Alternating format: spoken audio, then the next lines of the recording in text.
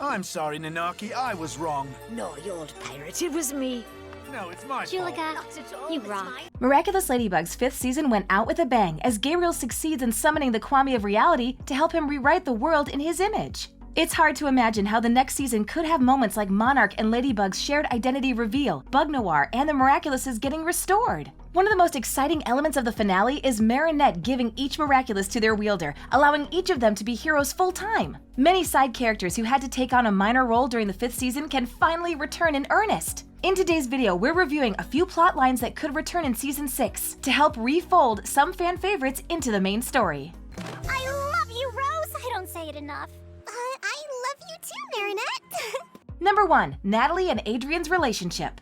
From the beginning, Natalie has served the Agreste family with integrity, love, and loyalty. She always believed in Gabriel's plans to bring Emily back because, as we find out in Passion, the two women were close enough for Emily to entrust Adrian in her care if Gabriel becomes lost to his obsession with the Miraculouses. Natalie takes the responsibility to heart as the video message moves her to tears and encourages her to continue prioritizing Adrian's well-being despite the conflicts it causes with Gabriel. Throughout Season 5, Natalie encourages Adrian to follow his dreams, pursue a relationship with Marinette, and do whatever would make him happy. Their relationship takes a turn compared to their dynamic in earlier seasons when Natalie would put Adrian in undesirable situations because Gabriel deemed it necessary. In Recreation, Gabriel provides himself with the slimmest redemption by trading his life to save Natalie from her illness. During the episode's epilogue, she appears in peak health and is comfortable enough to lounge by the pool while Adrian hosts a party. It's safe to assume that Natalie is taking over as Adrian's primary guardian now that his parents are gone, and their relationship must continue to grow throughout the 6th season.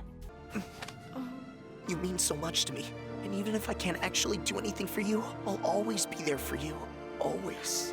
Number 2. Felix making friends. Felix never seemed interested in making friends when he first appeared in the series. In the episode sharing his name, Felix, he pretends to be Adrian and causes multiple akumatizations by sending hateful videos to his friends. Throughout his many appearances, it becomes clear that Felix prioritizes his agenda over the people around him, but that begins to change in the 5th season. The episode Emotion puts him on the same path as Kagami. She becomes an impromptu part of his plan to rid the world of the people who control them, as he realizes during the Diamond's Dance that she is someone who is just like him. In Pretension, he helps Kagami keep her freedom from her mother, and in doing so, he eventually gains the trust of her, Marinette, and Adrian. By the end of Season 5, he's a formal member of the French superhero team. Unfortunately, his past slights, like his betraying Ladybug to steal the Miraculouses and strike back, won't be easily forgotten. It will take Felix time to gain the trust of his fellow teammates, but his progress can appear gradually throughout Season 6, allowing him to establish newfound friendships along the way.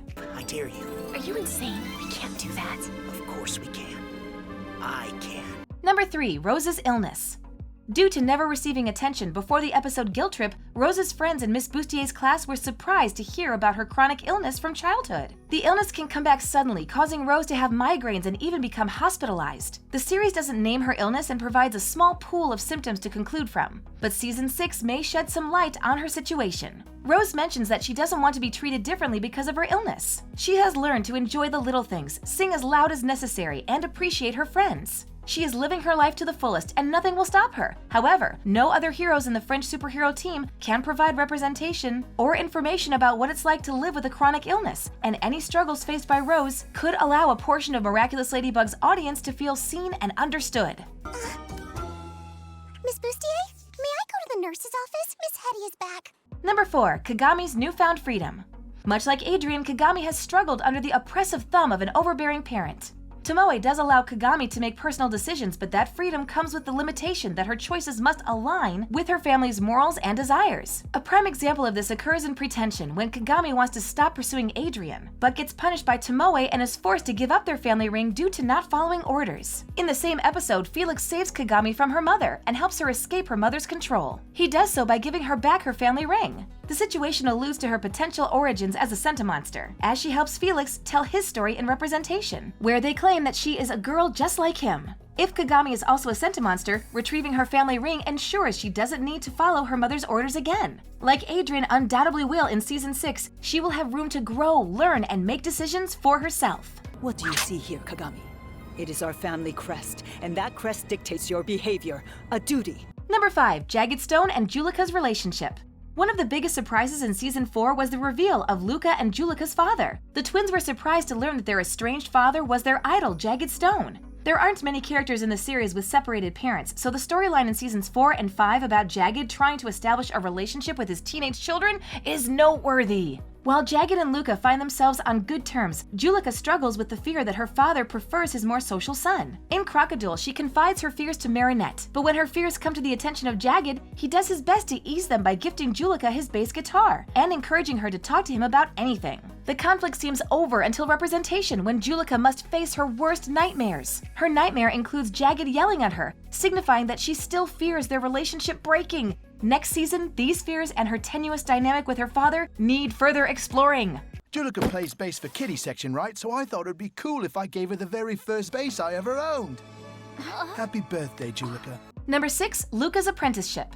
Luca is one of the few characters to harbor the biggest secrets in the series, the true identities of Ladybug and Cat Noir. He accidentally learns the information during a second chance in the episode Wishmaker. Luca knows how important protecting Marinette and Adrian from their enemies is, so he keeps the information to himself while trying to help their superhero counterparts as subtly as he can from then on. Unfortunately, a near akumatization leaves Monarch aware of the vital information Luca carries, so he leaves Paris to travel with Jagged Stone in migration. He doesn't return until the final battle in Recreation, but he returns with some upgrades, namely his training in Mira Kung Fu, which he learned under Suhan's guidance. When Julica asks about when he learned to fight, he brushes it off as a long story, but Julica isn't the only one who wants to know how he gets on the path of becoming a potential guardian. Season 6 can revisit his untold story and fill in the curious Miraculous fans.